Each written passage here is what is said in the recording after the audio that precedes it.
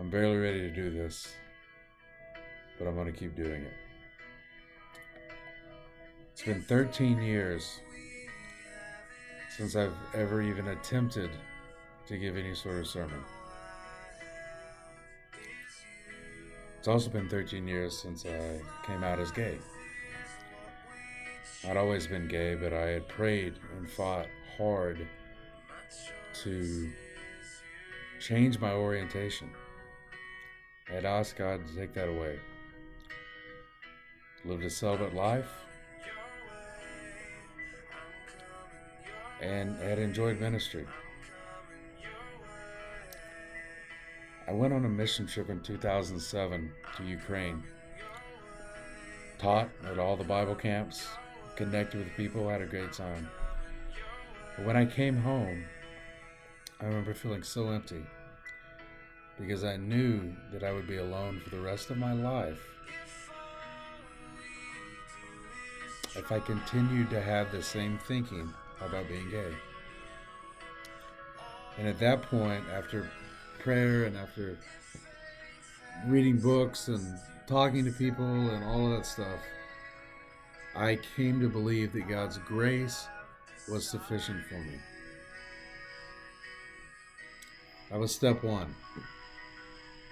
I believed that I hadn't turned my back on God, as my mom said, that I hadn't deceived people by not telling them I was gay, as some of my friends said. I believed that God's grace was sufficient for me, even though I was attracted to men and not women.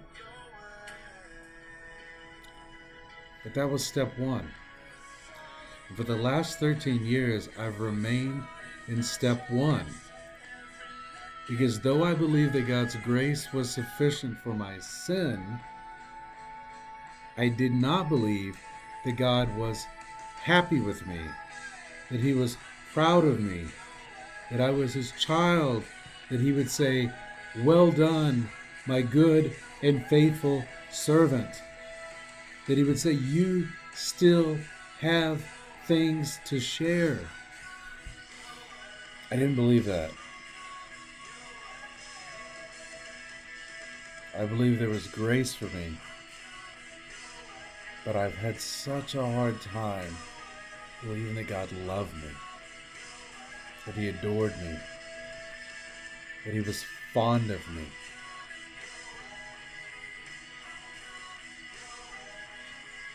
So now I'm beginning to think that God's fond of me, just as I am.